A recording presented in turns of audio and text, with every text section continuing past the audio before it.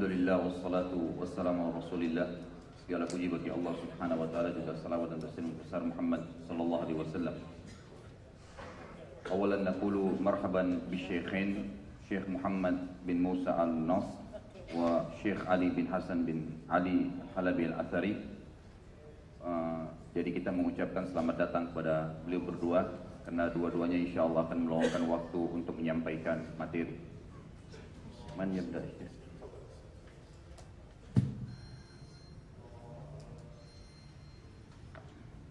إن الحمد لله نحمده ونستعينه ونستغفره، نعوذ بالله من شرور أنفسنا وسيئات أعمالنا، من يهده الله فلا مضل له ومن يضلل فلا هادي له، وأشهد أن لا إله إلا الله وحده لا شريك له، وأشهد أن محمدا عبده ورسوله. أما بعد، فأيها الأحبة أيها الإخوة، نحن نعيش نفحات رمضان، نستقبل ضيفا عزيزا ووافدا غاليا لا يفد إلينا إلا مرة في العام، نزداد له شوقا، تشرئب أعناق المؤمنين لمراقبة هلاله، وتهفو قلوبهم لدخوله وحضوره.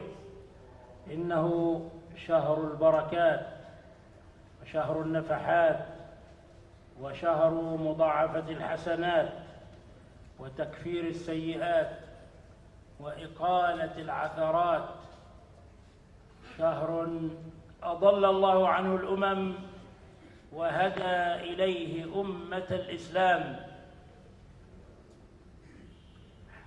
حري بنا أيها الإخوة أن نستعد لاستقباله، وأن نغتنم الفرص للجد والاجتهاد،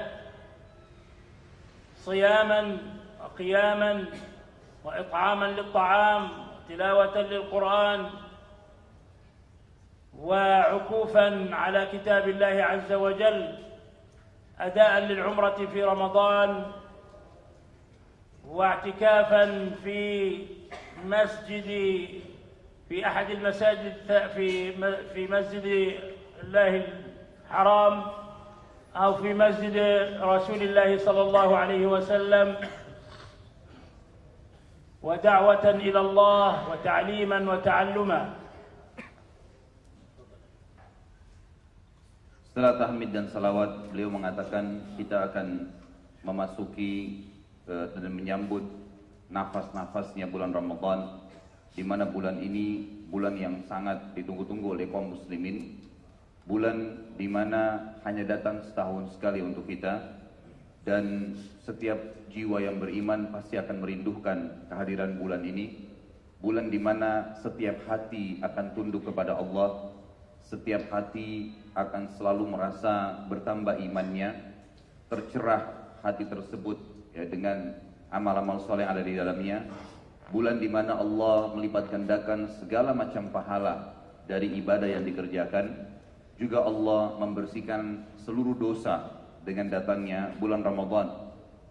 Bulan Ramadan adalah bulan di mana Allah memberikan petunjuk, atau Allah tidak memberikan petunjuk kepada umat-umat sebelum kita, dan Allah memberikan petunjuk untuk mendapatkan Ramadan bagi umat Muhammad SAW.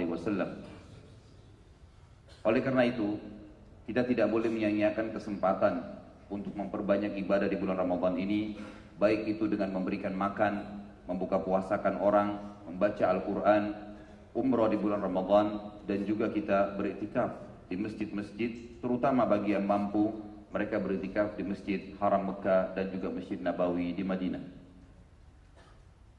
إنه من أعظم مواسم الخيرات يتعرض فيه المؤمن لنفحات الله، كما ثبت في الحديث: إن لله في أيام دهركم نفحات فتعرضوا لها، أضل الله عنه الأمم وهدى إليه أمة الإسلام.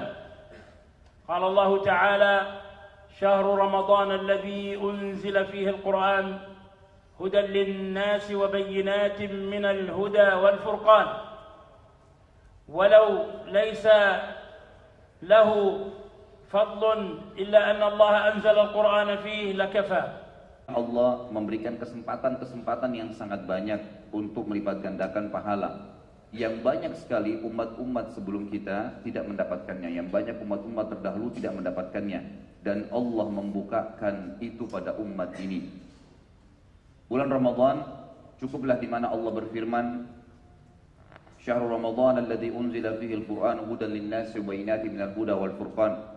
Bahwasanya bulan Ramadan adalah bulan di mana Allah turunkan Al-Qur'an, dan beliau menitikberatkan kalau saja Ramadan hanya Allah turunkan Al-Qur'an itu sudah sangat luar biasa. Apalagi ditambah dengan petunjuk-petunjuk yang lain dikatakan sebagai petunjuk dan pembeda antara kebenaran dan kebatilan. Di bulan Ramadan ada Lailatul Qadar. Di mana Lailatul Qadar ini siapa yang telah terharamkan darinya berarti telah terharamkan dari segala kebaikan yang semestinya dia bisa dapatkan. Sebagaimana sabda Nabi SAW di dalam hadis atau dua buah hadis yang dua-duanya sahih, di mana beliau bersabda, "Man shama Ramadhana imanan wa ihtisaban ghufira ma taqaddama min dzambi." Siapa yang melakukan puasa Ramadan diikuti dengan dua syarat mutlak, keimanan dan juga dia yakin itu perintah Allah dan mengharapkan pahalanya, maka akan diampuni dosanya yang telah lalu. Begitu pula dengan hadis yang lain, "Man qama Ramadhana imanan wa ihtisaban ghufira ma taqaddama min dzambi." Siapapun yang mendirikan malam Ramadan termasuk Lailatul Qadar di sini dengan iman dan mengharapkan pahalanya, maka dia akan diampuni dosa-dosanya. Di bulan Ramadan Allah Subhanahu wa taala melipat gandakan segala balasan pahala dan tidak ada yang mengetahui pahala atau balasan itu kecuali Allah Subhanahu wa taala. Tidak seorang nabi, tidak juga seorang malaikat, tidak sosok manusia siapapun yang mengetahui kadarnya.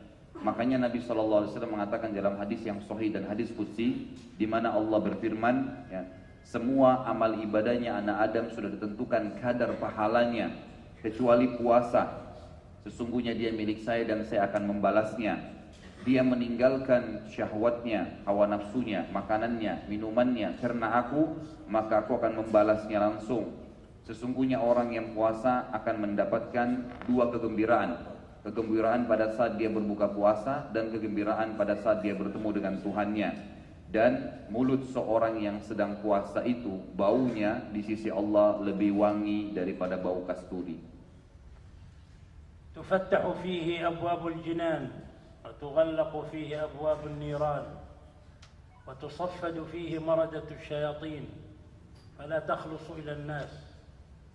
Munadi fihi munadin min as-sama' يا باغي الخير أقبل ويا باغي الشر أقصر إنه موسم لا يتكرر إلا مرة في العام فاغتنموه عباد الله فالمغبون حقا من فاتته المواسم فإذا كان تجار الدنيا لا يفرطون في مواسم تجارتهم في دنياهم فما بال تجار الآخرة ينامون حيث الجد والاجتهاد.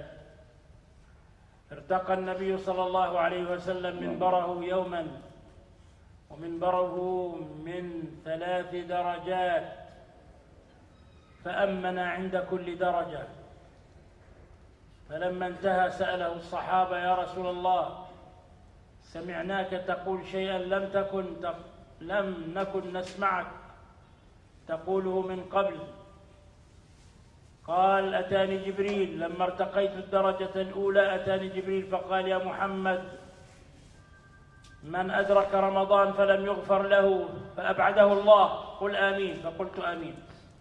ثم عند الثانية قال يا محمد من ذكرت البخيل من ذكرت عنده فلم يصلي عليك أبعده الله قل آمين فقلت آمين. ثم عند الثالثة قال يا محمد من أدرك أبوي أو أحدهما عند الكبر فلم يدخله الجنة أبعده الله قل آمين فقلت آمين. والشاهد قوله عليه الصلاة والسلام من أدرك رمضان فلم يغفر له أبعده الله. ولهذا رمضان شهر الرحمة والمغفرة والعتق من النار وليس كما يشاع أوله رحمة وأوسطه مغفرة وآخره عتق من النار، بل كله رحمة وكله مغفرة وكله عتق من النار. فاجتهدوا في هذا الشهر العظيم وضاعفوا من الأعمال الصالحة، تلاوة القرآن، إطعام الطعام، أداء العمرات، الصدقة والإحسان. من فطر صائما فله مثل أجره لا ينقص من أجورهم شيئا.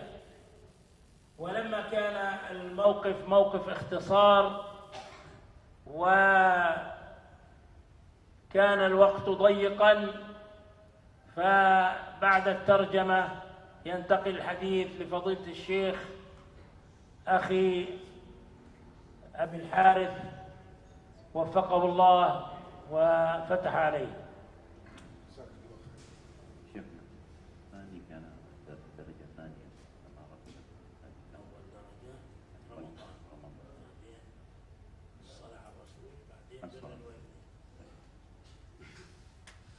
Beliau menerapkan bahwasanya di bulan Ramadan juga semua pintu-pintu surga dibuka ke-8-8-nya, dan semua pintu neraka yang 7 semuanya ditutup oleh Allah Subhanahu wa taala. Dan ini tidak akan mungkin didapatkan kecuali di bulan Ramadan.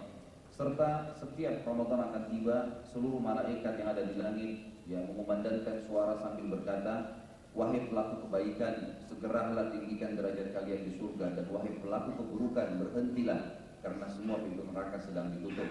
Maka wahai hamba-hamba Allah, kata beliau, ya, carilah kesempatan, cari jalan supaya bisa mendapatkan yang terbaik di bulan Ramadan tersebut. Kalau seandainya para pedagang-pedagang dunia berusaha untuk mencari peluang di mana ada kesempatan untuk berdagang dan dapat keuntungan besar, kalaupun mereka harus begadang, mereka akan begadang, mereka akan pergi dengan menempuh jarak yang jauh, mereka tetap kerjakan itu untuk mendapatkan keuntungan dunia. Maka jadikanlah diri kita semua ini sebagai pedagang-pedagang akhirat yang juga tidak mau kehilangan setiap kesempatan dan peluang yang semestinya kita dapatkan di bulan Ramadan.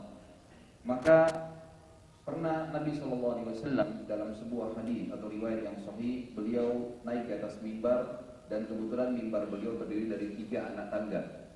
Setiap kali beliau naik di atas tangga, satu tangga, beliau berhenti sejenak. Kemudian beliau naik tangga kedua, beliau berhenti sejenak, dan tangga ketiga juga beliau berhenti sejenak.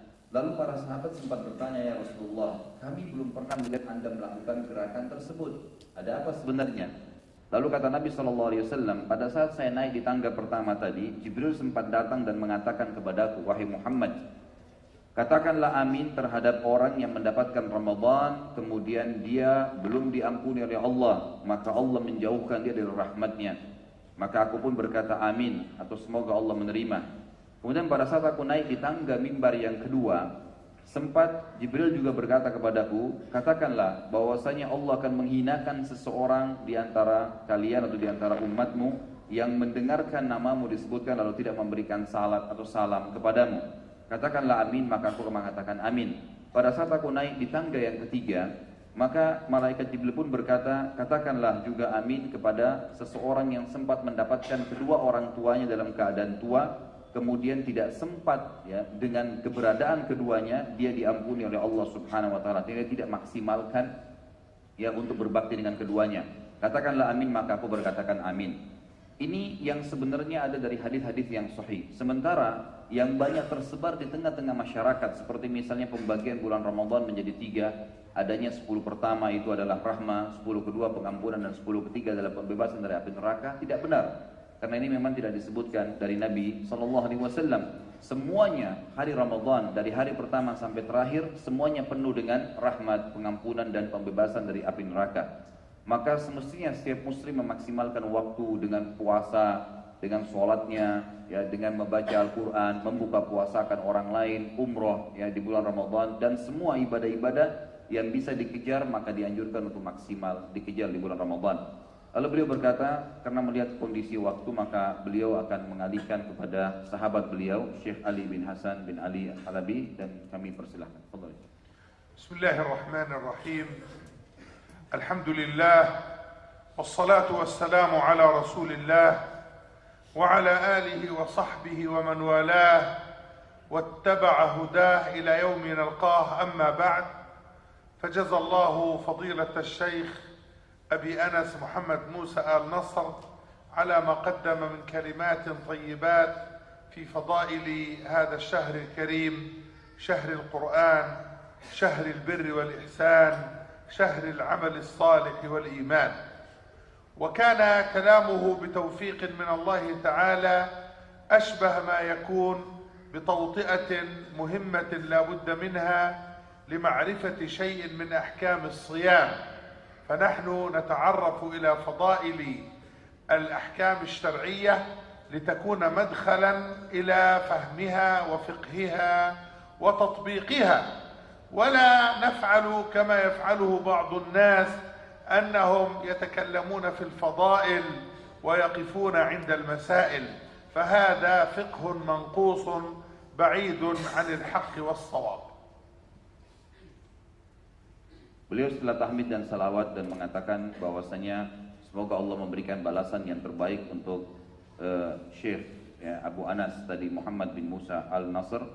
Kemudian beliau mengatakan perkataan yang disampaikan tadi itu adalah perkataan yang telah diberikan taufik oleh Allah Subhanahu wa taala, karena memang beliau telah menjelaskan bulan Al-Qur'an, bulan yang penuh dengan rahmah, bulan yang penuh dengan ibadah, bulan yang penuh dengan segala kebaikan yang semestinya setiap muslim tidak menyia-nyiakannya.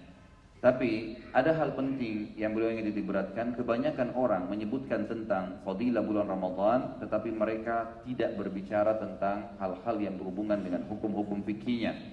Oleh karena itu, kemungkinan beliau akan menjelaskan tentang masalah yang berhubungan dengan masalah fikihnya. ونحن نشير إلى بعض المسائل الفقهية التي يكثر السؤال عنها في هذا الشهر الكريم، لما في ذلك من فوائد مهمة تزيد طالب العلم ثباتا على ما هو عليه وتذكره بما قد يكون نسيه، وأما عامة المسلمين فتنفعهم فيما هم فيه من التفقه وطلب العلم. فالنبي صلى الله عليه وسلم يقول: من يرد الله به خيرا يفقهه في الدين.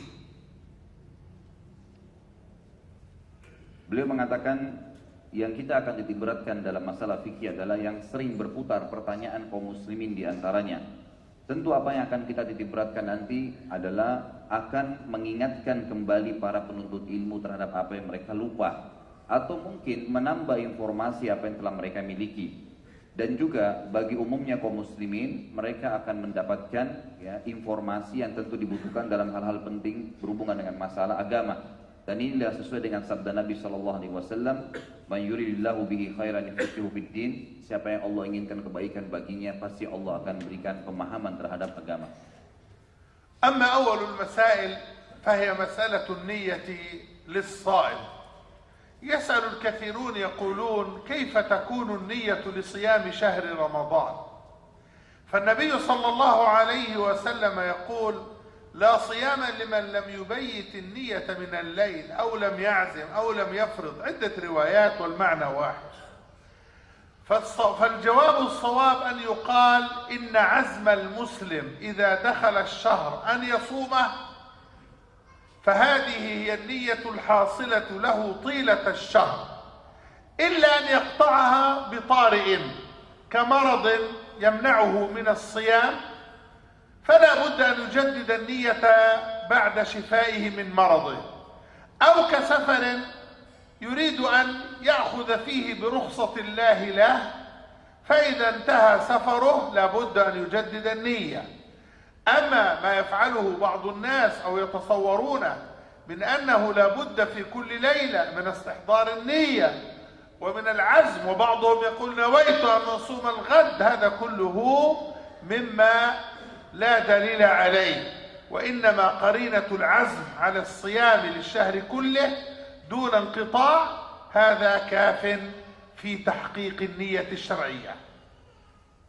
Beliau mengatakan bahwasanya masalah yang paling pertama atau yang pertama yang ingin diberatkan tentang masalah niat untuk para orang yang berpuasa. Mungkin banyak di antara muslimin bertanya, bagaimana caranya niat orang yang berpuasa? Maka beliau menjawab dengan sebuah hadis yang sahih di mana Nabi SAW bersabda, tidak ada puasa wajib bagi orang-orang yang tidak menginapkan niatnya. Beliau mengatakan bahwasanya hadis ini memberikan pelajaran pentingnya untuk niat dulu pada malam hari dalam hati pada saat mau berpuasa. Dan yang paling sahih adalah niat-niat tersebut niat tersebut cukup satu kali untuk sebulan. Kecuali bila terjadi hambatan-hambatan atau halangan-halangan syar'i seperti misalnya seseorang musafir pada saat dimulai dengan seseorang yang sakit. Jadi kalau misalnya ada orang yang sudah niat mau puasa Ramadan, kemudian ternyata di beberapa hari kemudian dia sakit, pada saat dia sembuh mau puasa lagi, maka dia mulai lagi niat pada malam itu. Ataupun misalnya ada orang yang tiba-tiba terputus puasa Ramadannya dengan safar, lalu dia tidak berpuasa dalam beberapa hari, pada saat dia ingin kembali puasa Ramadan datang dari safar, maka pada saat itu dia memperbaharui niatnya. Dan yang termasuk sangat fatal salahnya adalah pada saat orang mengatakan setiap malam memang harus niat. Maksudnya setiap malam di sini harus mengucapkan atau menyebutkan dia dalam hati. Terlebih lagi kalau seandainya ada orang yang sengaja mengucapkan dengan lisannya sambil mengatakan nawaitu shauma ghadin dan seterusnya, atau saya niat mengerjakan ibadah puasa ya untuk besok dengan lafaz lisannya. Padahal beliau diberatkan semestinya yang ada di dalam hati, dan satu kali niat dalam hati untuk sebulan sudah cukup, kecuali terputus dengan apa tadi yang sudah disebutkan. الصيام في اللغة معناه الامتناع، وأما في الشرع فمعروف أن الصيام هو الامتناع عن الشراب والطعام والشهوة، يعني الجماع بالنسبة للمتزوج. ولكن هنالك معنى يغفله الكثير من المسلمين، وهو الامتناع عن الأخلاق الرديئة. فالنبي صلى الله عليه وسلم يقول رب صائم ليس له من صيامه إلا الجوع والعطش، ورب قائم ليس له من قيامه إلا السهر. وفي هذا إشارة إلى أن الصيام له معنيان: معنى ظاهر في الامتناع عن الأكل والشرب والشهوة، ومعنى باطن في التخلق بالأخلاق الحميدة الفاضلة والبعد عن الغيبة والنميمة وقالة السوء وما أشبه ذلك. فأن ينشغل المسلم بالعمل الظاهر بالنسبة للصيام عن العمل الباطن الذي هو الأخلاق الفاضلة والآداب الكاملة، فهذا جهل بحقيقة الصيام. بل ذهب الإمام ابن حزم إلى أن الذي يقع في نهار صومه بالغيبة أو النميمة أو الكذب أو ما أشبه أن هذا من المفطرات. نعم، لم يرتض جمهور العلماء هذا القول، لكن لا شك ولا ريب أن في هذا الفعل من الإثم العظيم ما لا يعلمه إلا رب العالمين. Beliau juga memberitakan bahwasanya puasa itu memiliki makna dari sisi lughatan atau etimologi, itu adalah imtinah, menahan diri dari sesuatu. Dari sisi syar'an atau terminologinya, itu adalah menahan diri dari makanan, minuman, dan juga berhubungan biologis dengan pasangan yang halal. Tapi beliau ingin titik beratkan, ada sebuah makna puasa yang lain yang harus terlibat dalam makna terminologi tadi, itu adalah tambahan seseorang harus menahan dirinya dari maksiat. Ini juga termasuk hal yang paling mendasar yang banyak sekali manusia lupakan. Jadi beliau mengangkat misal hadis Nabi SAW yang berbunyi, yang artinya berapa banyak orang yang puasa tidak mendapatkan kecuali rasa lapar dan haus, dan berapa banyak orang yang berdiri pada malam hari sholat, dia tidak mendapatkan kecuali rasa capek dan buang waktu saja. Berapa banyak orang yang terlibat dengan puasanya beberapa kegiatan yang bisa membatalkan, seperti riba, menceritakan aib orang, namimah, mengadu domba orang lain, atau maksiat secara umum. Sampai-sampai Ibnu Hazm rahimahullah menitik beratkan sebuah hukum yang banyak orang Islam tidak fahami. Beliau mengatakan siapapun yang sedang berpuasa, kemudian dia melakukan perbuatan-perbuatan maksiat seperti ghibah, namimah, dan yang lainnya, ya tadi menceritakan aib atau adu domba atau dosa-dosa secara umum, maka sudah jelas itu membatalkan puasanya. Oleh karena itu setiap muslim harus memahami dan menitik beratkan poin ini. لذلك قال عليه الصلاة والسلام: من لم يدع قول الزور والعمل به فليس لله حاجة في أن يدع طعامه وشرابه. وقول الزور ها هنا ليس شهادة الزور كما قد يتوهمه بعض الناس، وإنما قول الزور هو كل قول آثم يخالف دين الله، يخالف سنة رسول الله عليه الصلاة والسلام، كالكذب والغيبة والنميمة وشهادة الزور وسوء الظن وغير ذلك من الأفعال التي ينبغي أن يتنبه لها المسلم، ليس فقط في رمضان بل في رمضان وفي غيره. لكن رمضان شهر المجاهدة وشهر الموعظة والتربية، فمن لم يتعظ بشهر رمضان في شهر رمضان بأحكامه وآدابه ونواهيه وزواجره فكأنه بعيد أن يتعظ في غيره من الشهور. Beliau juga menitikberatkan sabda Nabi SAW yang berbunyi, siapa yang tidak meninggalkan perkataan bohong dan dusta, maka tidak ada hajat bagi Allah untuk menilai rasa lapar dan hausnya. Di sini beliau mengatakan, sabda Nabi SAW yang mengatakan, man lam yada qaulaz zur. Perkataan qaulaz zurnya, perkataan bohong di sini bukan yang dimaksud syahadat zur saja atau saksi, persaksian bohong. Tapi semua perkataan yang bisa mengundang maksiat kepada Allah Subhanahu wa taala yang jelas-jelas ya bertolak belakang dengan sunnah Nabi sallallahu alaihi wasallam, dari riba, menceritakan aib tadi, kemudian adu domba, namimah, kemudian menyangka buruk, suudzon, ya, dan perbuatan-perbuatan yang lainnya. Semua itu termasuk dalam istilah qaulaz zur. Di Ramadan atau di luar Ramadan tetap harus dijauhi, apalagi di bulan Ramadan.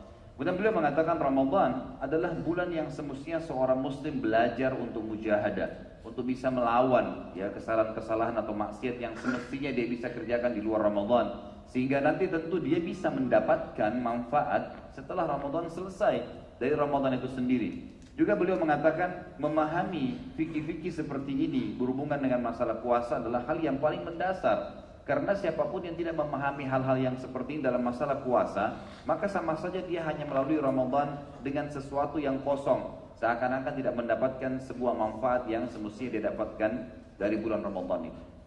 ومن المسائل الفقهية المتعلقة بشهر رمضان مما له صلة بواقع هذه البلاد الكبيرة الشاسعة الواسعة موضوع الصيام في السفر. حكم الصيام بالنسبة للمسافر، فأرجح الأقوال أن الصيام في السفر رخصة من حيث الفطر وليس عزيمة، بمعنى أنه يجوز لك الفطر، فإذا بقيت صائما لا مانع من ذلك. ومما تنضبط به هذه المسألة أن يقال ما كان أرفق بك فأنت أولى به. إذا كان الصوم لا يتعبك ولا يؤثر عليك في السفر، سواء كان السفر في الطائرة أم في الباخرة أم في القطار، هذا كله لا يهمنا، وما كان ربك نسيا. فإذا كان هذا لا يؤثر فيك فأولى أن تصوم، وإذا كان يؤثر فيك ويؤثر عليك ويضعفك فهذا نقول لك الأولى والأفضل أن تفطر. وحديث ليس من البر الصيام في السفر هذا سببه أن أحد الصحابة كان قد أغمي عليه وظلل عليه، جاء الصحابة والتفوا حوله وجعلوا عليه مظلة تقيه حر الشمس، فبلغ الخبر رسول الله صلى الله عليه وسلم، قال ما هذا؟ قالوا رجل صائم في السفر، فقال ليس من البر الصيام في السفر، أي من كان على هذه الحال وصام وأداه صومه إلى هذا الضعف وهذا المرض فنقول له لا تفعل الأفضل والأولى أن تفطر. لذلك صح أن الصحابة رضي الله عنهم كانوا يسافرون مع رسول الله صلى الله عليه وسلم في شهر رمضان، قال فمنا الصائم ومنا المفطر فلا ينكر صائمنا على مفطرنا ولا ينكر مفطرنا على صائمنا. Beliau mengatakan di antara hukum fikih yang harus diperhatikan, terutama bagi kita di Indonesia, di negara yang sangat luas dan mayoritas penduduknya muslim ini, adalah hukum berpuasa pada saat musafir. Beliau mengatakan yang paling kuat pendapat berhubungan dengan masalah hukum puasa bagi musafir ini adalah dikatakan puasa di safar itu rukhsah, keringanan, ya. Boleh berpuasa dan boleh juga berbuka puasa. Beliau mengangkat sebuah statement yang disepakati oleh para ulama, maka na arfaqu bika fahuwa aula bik. Siapa kira-kira atau apa kira-kira di antara keduanya lebih baik bagi kamu, lebih ringan, gitu kan, tidak membebankan, maka itu lebih pantas untuk kamu pilih, berbuka puasa atau tetap puasa. Baik itu menggunakan kapal laut, pesawat, kereta api atau apa saja, itu tidak penting. Yang penting adalah bagaimana kita melihat kondisinya. Intinya orang kalau safar boleh puasa, boleh tidak, sudah terbuka keringanan bagi keduanya. Dan Allah berfirman, "Wa ma kana rabbuka nasiya," dan Tuhanmu tidak akan melupakan apapun yang merupakan sudah dikerjakan oleh seseorang. Jadi kalau seandainya seseorang di antara kita melihat puasa lebih pantas untuk dia, maka dia berpuasa dan dia merasa dirinya kuat. Tapi pada saat seseorang tidak tahan, dia sangat haus dan ada rukhsahnya tadi, ada keringanannya, seperti dia sedang sakit atau dia sedang musafir, maka kami katakan bahwasanya dia harus berbuka puasa. Sementara hadis Nabi SAW yang berbunyi laisa minal birr as-siyamu fis safar, bukan ya termasuk kebajikan kalau seseorang itu tetap puasa pada saat dia safar. Ini ada sebabnya, dikarenakan ada seorang sahabat ya yang dikerumuni oleh sahabat yang lain karena sangat kehausan dan ditutupin bagian kepalanya dengan beberapa pelapa kurma. Lalu orang-orang pada kerumunin. Terdengarlah berita ini kepada Nabi SAW dan Nabi kebetulan lewat dan berkata, "Apa ini?" Lalu mereka berkata, "Orang yang sedang puasa ya Rasulullah." Maka Nabi SAW karena melihat keadaan sahabat tadi yang susah sekali, dia sangat kehausan dan pada saat itu sedang safar, maka beliau berkata, "Laisa minal birr as-siyamu fis safar." Bukanlah dari kebajikan itu tetap memaksakan diri puasa pada saat safar. Sementara ya pendapat yang menguatkan apa yang kita sampaikan tadi bahwasanya boleh puasa boleh tidak adalah hadis yang lain di mana beberapa sahabat memberikan kesaksian, kami pernah bersafar bersama Nabi SAW, maka ada di antara kami yang puasa, ada di antara kami yang tidak berpuasa. Yang berpuasa tidak menyalahkan orang yang berbuka dan yang berbuka tidak menyalahkan orang yang berpuasa. طبعا إخواني المسائل حقيقة كثيرة ومتنوعة، لكن أختم بمسألة ثم نفسح المجال لبعض الأسئلة من جهتكم حتى تعم الفائدة وحتى يعني يتحرك الجو كما يقولون. أما آخر مسألة أريد ذكرها وهي التنبيه على سنية تعجيل الفطر وتأخير السحور. فكثير من الناس يبكرون في السحور ويؤخرون الفطر بحجة أنهم يريدون تمكين الوقت. هذه حجة مخالفة للسنة، طالما أن الوقت قد دخل. النبي عليه الصلاة والسلام يقول: إذا أقبل الليل من ها هنا وأدبر النهار من ها هنا وغربت الشمس فقد أفطر الصائم، أي صار في حكم المفطر حتى لو لم يأكل. فهذا مما يتساهل فيه الكثيرون ولا يعرفون فضله ولا يعلمون هدي النبي عليه الصلاة والسلام فيه.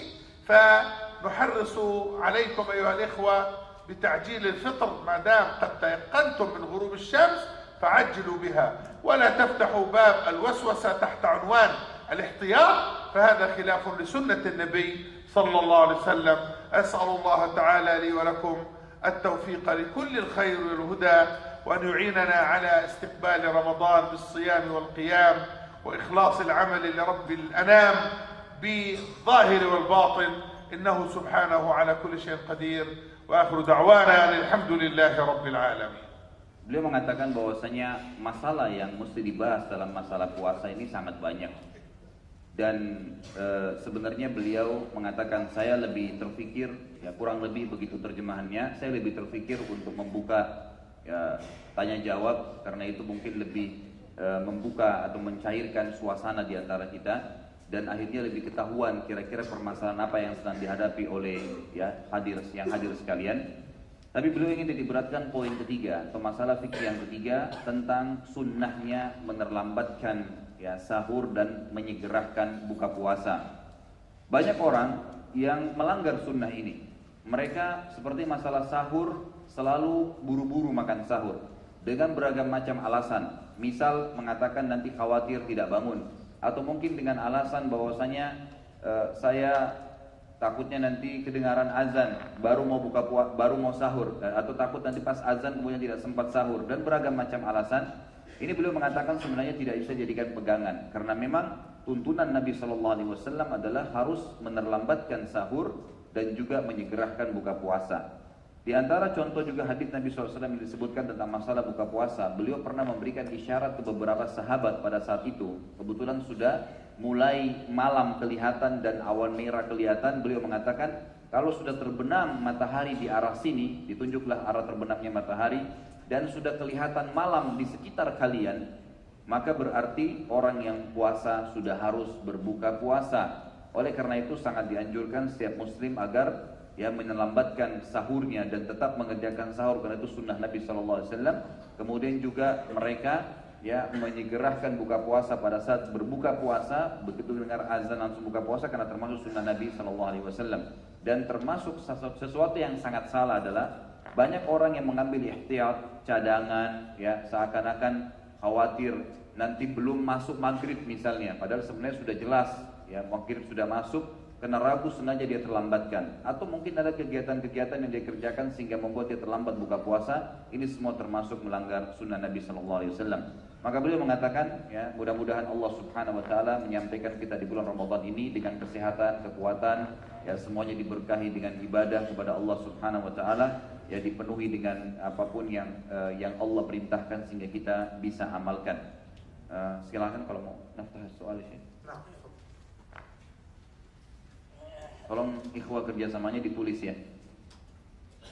Jika seorang makan di siang hari Ramadan, maka puasanya batal dan dia tidak mungkin untuk mengulangi puasanya lagi pada hari tersebut. Pertanyaan, apakah jika seseorang berkata dusta di siang hari Ramadan berarti puasanya batal dan dia juga tidak dapat mengulangi puasanya pada hari itu? Soal Syekh, anna idza aftara wahid syakhs aftara fi Ramadan butila shaum. Lakin idza wahid akala fi Ramadan بطل الصوم بطل الصوم. إذا كان الشخص كذب في رمضان هل هو يبطل صوم في نفس اليوم ومعناته أن عليه أن يقضى الصوم هذا؟ فضيلة الشيخ أجاب عن هذا السؤال، قال هذا مذهب ابن حزم، وابن حزم يعني عالم ولكن له انفرادات خالفت كثير من العلماء.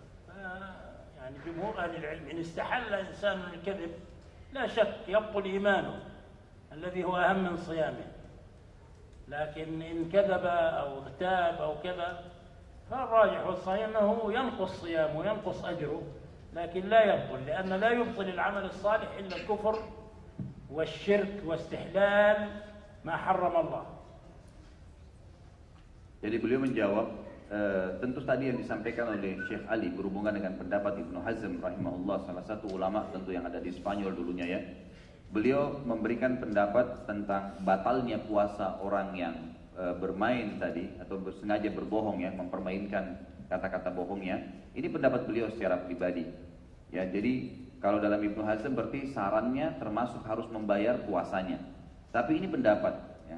Dan beliau mengatakan yang lebih kuat pendapat sebenarnya menggabungkan semua. Kalau seseorang sengaja menghalalkan kebohongan itu sudah kufur, gitu kan? Sudah sampai keluar dari agama Islam. Tapi kalau seseorang cuma mengerjakan bohong, maka itu termasuk maksiat-maksiat yang dikerjakan yang Allahu a'lam lebih tepatnya yaitu mengurangi pahala. mengurangi pahala. Kalau dia sengaja menghalalkan, maka bukan cuma puasanya yang batal, maksudnya sengaja memang betul-betul mengatakan tidak ada masalah dengan bohong gitu. Dia menghalalkan sifat kebohongan itu atau maksiat umumnya, itu berarti cuma bukan membatalkan puasanya, tapi imannya juga dibatalkan. Tapi kalau orang melakukannya sengaja atau tidak sengaja, ya dengan tidak niat menghalalkannya, maka ini berarti hanya sekedar menghilangkan pahala. Yang kedua ya Syekh, apakah dalilnya dari cukup berniat 1 kali untuk sebulan? Soal tadi Syekh, ma huwa dalil ala anna an-niyya yakfi limarra wahida di syahr kamil? الدليل على ذلك هو دليل القرائن. هل هنالك مسلم ينوي أن يصوم يوما واحدا ليجدد النية بعد ذلك بيوم آخر، أم أنه ما دام في قوة وفي عافية ومقيما غير مسافر نيته مستمرة بقرائن الحال، في القيام للسحور، في تهيئة النفس إلى الصيام. هذا كله أدلة وقرائن قطعية أنه يتجدد صومه، إلا في حالة كما قلنا ما إذا قطع النية بسبب مرض بسبب سفر، فهذا يحتاج إلى تجديد النية. Beliau mengatakan jawabannya ini dilihat dari sisi qarain. Jadi bagaimana para ulama menarik sebuah hukum syar'i secara tradisi manusia. Beliau mengatakan misal contoh, kalau seorang muslim mau puasa Ramadan dengan menggunakan akal sehat, tidak mungkin seseorang itu niat mau puasa 1 hari saja. Pasti dia niatnya untuk sebulan. Maka beliau mengatakan ini sudah jelas secara qat'i menandakan bahwasanya memang orang niat puasa itu memang untuk 1 bulan. Sama halnya kalau orang mau sholat, tidak mungkin niat sholat duhur misalnya hanya untuk 1 rakaat, tapi untuk semuanya. Jadi kurang lebih seperti itu jawabannya, sehingga beliau mengatakan ini sudah jelas jawabannya ya secara qarainnya. Jadi pemahamannya para ulama dalam masalah poin ini.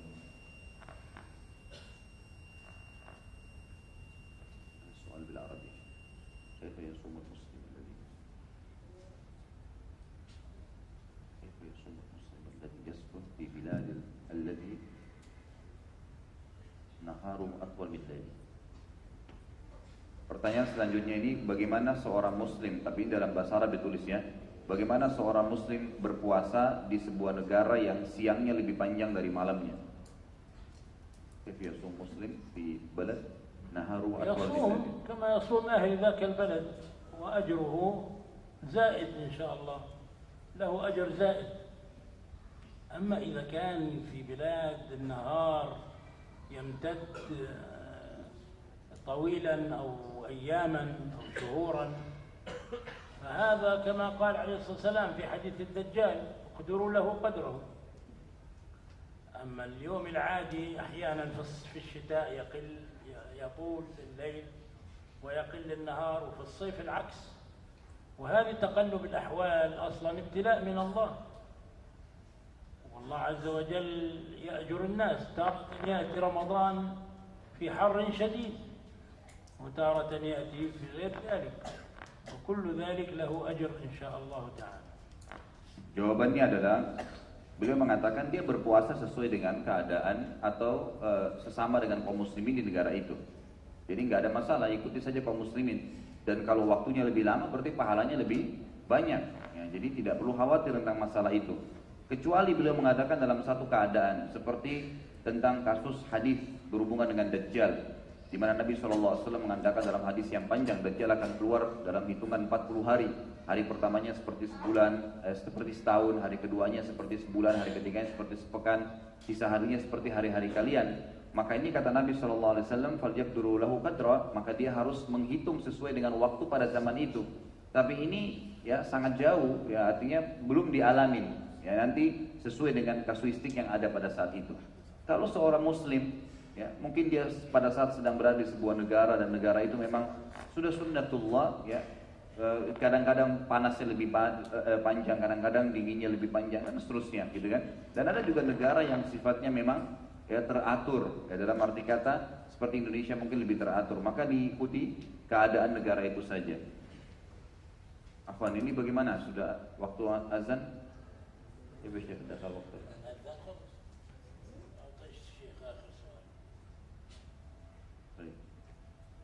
orang yang ghibah dan namimah batal puasanya atau batal nilai pahalanya. Ini mungkin hampir sama tadi ya. Enak.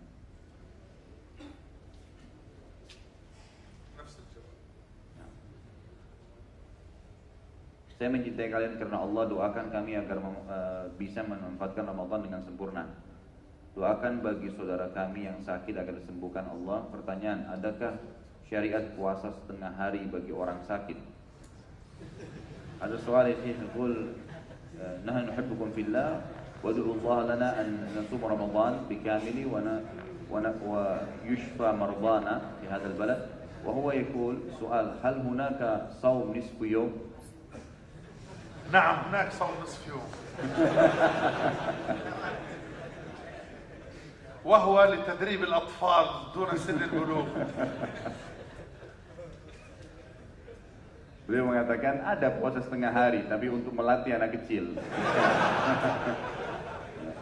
Jadi kalau masih mau ikutan seperti anak kecil maka boleh, gitu kan? Mustamir bil as'ilah. الأول أنه يؤذن ثم بين الأذان والإقامة نستمر في الأسئلة. Azan aja satu orang dulu, kemudian antara azan iqamah kita lanjutin pertanyaan.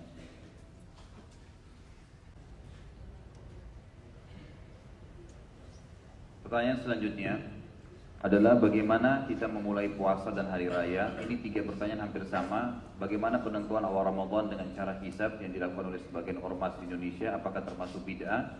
Dan yang ketiga, bagaimana menyikapi perbedaan antara yang ada di Indonesia dalam pendapat masuknya bulan Ramadan? Apakah boleh mengikuti pendapat awal Ramadan dari pemerintah? Hadza as'ila Syekh kulluha mutaqaribah atau hal alaina an nuthabit ru'yah ma'a al-hukumah? Hadis soal awal, soal thani كيف نثبت وهنا متعلق في هناك أحد الجمعيات في إندونيسيا يقومون بالحساب وليس بالرؤية، فما رأيكم بهذا؟ الأصل اتباع الوزارة المسؤولة عن الشؤون الدينية كوزارات الأوقاف، وهي مؤتمنة على ذلك. وكما في الحديث صومكم يوم تصومون وفطركم يوم تفطرون. فلو إنسان رأى الهلال بعينه ولم تعتمد الدولة رؤيته، إنما صامت برؤيتها أو بإثباتها، فهو يمسك معهم، يصوم معهم يعني. وهذا في تثبيت وإقرار للجماعة وطاعة ولي الأمر وطاعة الجهات المسؤولة عن هذا الشأن. كان النبي عليه الصلاة والسلام يقبل شهادة الواحد العدل في إثبات هلال رمضان، وشهادة 2 في إثبات هلال شوال. كان الرسول عليه الصلاة والسلام ولي أمر، لكن واحد بنفسه، كل واحد رأى أو رأى رمش عينه فظنه هلال وراح صام لوحده، ما ينبغي ذلك.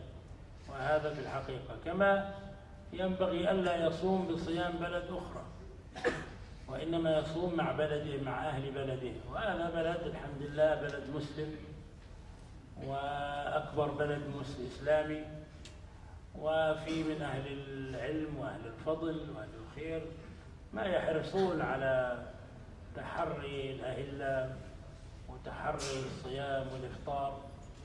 فينبغي أن نكون مع أهل بلدنا. نحن نتمنى أن ندرك اليوم الذي يصوم المسلمون كلهم في وقت واحد، ويعيدون في وقت واحد، يوحدون شعائرهم ومشاعرهم. نتمنى أن نرى هذا اليوم، ولكن واتقوا الله ما استطعتم. Beliau menjawab bahwasanya semestinya harus mengikuti sunnah, dan sunnah Nabi SAW adalah dengan melihat bulan, ya bukan malah dengan menghisapnya. Sebagaimana beliau mengangkat hadis Nabi SAW, puasa kalian adalah pada hari kalian semuanya ramai-ramai puasa karena melihat bulan, dan berbukanya kalian untuk lebaran Idul Fitri pada saat kalian semua ramai-ramai berbuka puasa, ya artinya mau lebaran karena melihat bulan juga. Tentu dengan mengikuti ya negara yang besar seperti ini dan pemerintahan yang sudah ada serta sudah ada ditunjuk ya Kementerian Agama. Kalau mungkin kita di Indonesia juga ini ada MUI yang sudah diterima pendapatnya oleh pemerintah setempat, ya pemerintah kita maksudnya, itu sudah harus ditaati, dipatuhi. Karena itu masuk dalam berpegang pada ketaatan kepada pemerintah dan juga iqrar lil jamaah untuk bisa menyatukan ya kaum muslimin dalam satu pendapat. Nabi SAW ya, memang pernah menerima kesaksian satu orang sahabat untuk Ramadan, dan juga pernah menerima 2 kesaksian sahabat untuk lebaran di bulan Syawal. Tapi posisi Nabi SAW adalah sebagai raja atau sebagai pemerintah pada saat itu, gitu kan? Jadi kalau pemerintah yang menentukan, maka itu boleh. Dan beliau mengatakan tidak layak kalau seseorang secara individu itu kemudian mengatakan hanya dengan melihat dengan kasat mata dia, atau bisa saja terjadi karena adanya sesuatu yang mengganjal di mata beliau, di mata dia, sehingga dia menganggap itu sudah melihat bulan. Ya, kemudian dia hanya langsung mengambil keputusan tanpa ada ya penentuan atau keputusan dari pemerintah, maka ini bertolak belakang dengan ya sunnah Nabi SAW, dan ini akhirnya bisa melahirkan perpecahan. Maka yang lebih pantas adalah kita harus mendahulukan persatuan. جزا الله فضيلة الشيخ خيرا على هذا الجواب الطيب، لكن لي استفسار أرجو أن يجيبني عنه الإخوة حتى يعني يكون جواب فضيلته موافقا للواقع كما هو الظن إن شاء الله. هل أكثر المسلمين في هذه البلاد يصومون مع قرار وزارة الشؤون الدينية أم أن الواقع غير ذلك؟ والذي يعرف الجواب يجيب. أكثر المسلمين يصومون مع الحكومة. إذا كان كذلك فيعني هذا هو الجواب الصواب. جزا الله خيرا فضيلة الشيخ على ذلك. Beliau sempat diberatkan pertanyaan yang dia mau tanya kita semua, tapi tadi saya ringkas untuk menjawabnya. Beliau mengatakan apakah memang seluruh muslimin berpuasa mayoritasnya di Indonesia dengan keputusan pemerintah atau MUI tadi atau Departemen Agama atau tidak gitu. Maka saya membahasakan di sini umumnya kita mayoritasnya berpuasa dengan ikut pemerintah. Maka beliau bilang kalau begitu itu jawaban yang benar tadi. Soal akhir Syekh, kaifa bi bahayatul wudu ma'al wudu fil fam hingga siang. Pertanyaan selanjutnya adalah bagaimana dengan air yang tertinggal di mulut setelah berwudu pada saat sedang puasa?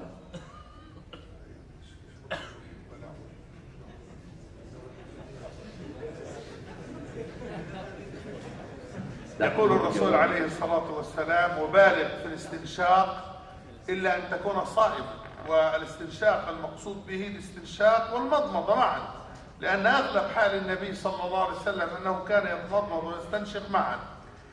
وهذه البقايا نوعان، إما بقايا مما لا يستطاع التحرز منه فهذه لا إشكال فيها، وإما بقايا يدخرها الذي يريد أن يغش نفسه فهذا صومه باطل.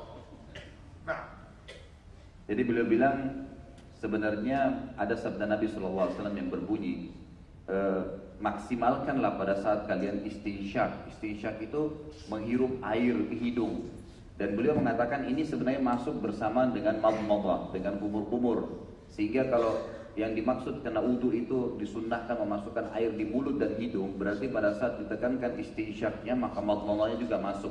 Hidung berarti dengan ini. Dan ini kata Nabi SAW boleh dilakukan pada saat kalian tidak puasa. Berarti kalau puasa malah kita dianjurkan untuk tidak maksimal, gitu kan? Nah beliau mengatakan di sini kalau misal pun ada air yang tertinggal di sisa wudu tadi di mulut, dilihat keadaannya. Kalau memang itu sesuatu yang tidak bisa lagi memang dihindari, apa boleh buat? Kita kumur-kumur kemudian sudah dibuang semua maksimal, tapi masih basah mulutnya menghilangkan keringnya, maka ini tidak ada masalah. Tapi kalau ada orang yang sengaja mau menipu dirinya sendiri, gitu kan? Tadi dia sengaja mau menipu dirinya sendiri, artinya memang dia mau berbuka puasa atau dia merekayasa keadaan supaya memang ada air masuk ke tenggorokan, jelas batal puasanya. Soal akhir Syekh, hadi muta'alliq bi al-mar'a alladhi tahmal atau taqa. في رمضان فما رأيكم هل تقضي الصوم أو فدية؟ Lafaz Syekh Afwan. Jadi di sini ada 3 pertanyaan yang hampir sama. Bagaimana dengan kurang lebih ya perempuan yang menyusui dan melahirkan, apakah harus mengganti puasa atau fidyah? فسر ابن مسعود ابن عباس رضي الله عنهما قول الله وعلى الذين يطيقونه فدية طعام مسكين وفي قراءة مساكين وكذلك ابن عمر قال هي الحامل تخاف على جنينها والمرضع تخاف على حليبها لها أن تفطر وتطعم عن كل يوم مسكينة وكذلك الشيخ الكبير الفاني الذي هرم وعجز عن الصيام فإنه يطعم عن كل يوم مسكينا كما فعل أنس رضي الله عنه لما تقدم في السن يعني صنع جفنة من ثريد وجمع ودعا إليها 30 مسكينا وأطعمهم فكانت كفارة عن إفطاره في رمضان. الحامل والمرضع أما التي وضعت حملها ولا تخاف على حليبها فهذه عليها أن تقضي عليها القضاء لأنها أفطرت بسبب النفاس فهذه تقضي في أيام أخرى والله أعلم. Beliau menjawab mengatakan, jadi Ibnu Abbas radhiyallahu anhu pernah menafsirkan pada saat menjelaskan tafsir firman Allah SWT wa 'alal ladzina yutiqunahu fidyatun ta'amu miskin, dan bagi yang tidak mampu untuk berpuasa Ramadan ya, baik itu melakukan puasa pada hari puasanya atau membayar utangnya nanti pada saat mau bayar utang puasa, maka dia boleh membayar fidyah memberikan makanan orang miskin setiap harinya. Dikatakan dalam tafsirnya bahwasanya semua wanita yang hamil takut kalau dia puasa malah bisa berpengaruh terhadap kesehatan ya, bayinya, atau wanita yang sedang menyusui takut nanti asinya ya, air susunya itu tidak ada ya, maka dia boleh berbuka puasa dan dia tidak perlu untuk membayar puasa lagi, cukup membayar fidyah atau memberikan makan orang setiap harinya satu orang miskin. Begitu pula kalau orang tua ya yang sudah tidak mampu lagi, laki-laki atau perempuan sama, boleh memberikan makan orang miskin dan tidak perlu membayar puasa karena dia tidak akan mungkin bisa membayar karena sudah tidak punya kekuatan fisik. Sebagaimana terjadi pada sahabat Anas radhiyallahu anhu, beliau pada saat sudah sangat tua dan tidak mampu lagi puasa Ramadan, beliau mengumpulkan ya makanan-makanan pokok beliau di sebuah karung kecil, kemudian beliau memberikan makan sampai 30 orang. Sampai 30 orang maksudnya setiap hari satu orang, berarti 30 orang, berarti 1 bulan penuh beliau tidak berpuasa. Sementara wanita yang tidak takut ya, artinya dia ini khusus untuk yang menyusui ya, tadi itu yang hamil. Kalau yang menyusui beliau mengatakan tergantung kondisi. Kalau kondisi fisiknya dia jadi tidak disamaratakan. Kalau kondisi fisiknya orang yang sedang, ibu yang sedang menyusui tadi kuat, dia bisa sebenarnya untuk memberikan susu dan berpuasa, maka dia wajib berpuasa. Dan kalau dia batalkan berarti dia tidak berdosa, tapi dia wajib membayar nanti dengan puasa juga, tidak cukup dengan fidyah saja. Kecuali kalau memang betul-betul dia tidak bisa lagi, tidak mampu seperti yang sudah disebutkan sebelumnya. إخواني يعني نكتفي بهذا القدر. فضيلة الشيخ داخل الغد وممكن تستفيدوا منه، أنا مسافر الليلة، فنسألكم الدعاء ونستودعكم الله، ولهذا يعني أمامنا سفر، اعذرونا وألا نحب أن نجيب على كل الأسئلة، وبارك الله فيكم والسلام عليكم ورحمة الله وبركاته. Beliau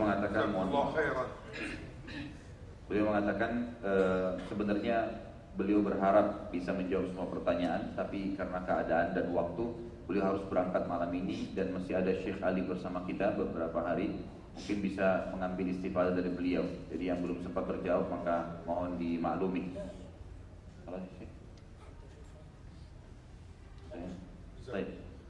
Beliau mengatakan jazakumullah khair sudah hadir dan mendengarkan. Subhanakallahumma bihamdika asyhadu an la ilaha illa anta astaghfiruka wa atubu ilaik. Assalamualaikum warahmatullahi wabarakatuh.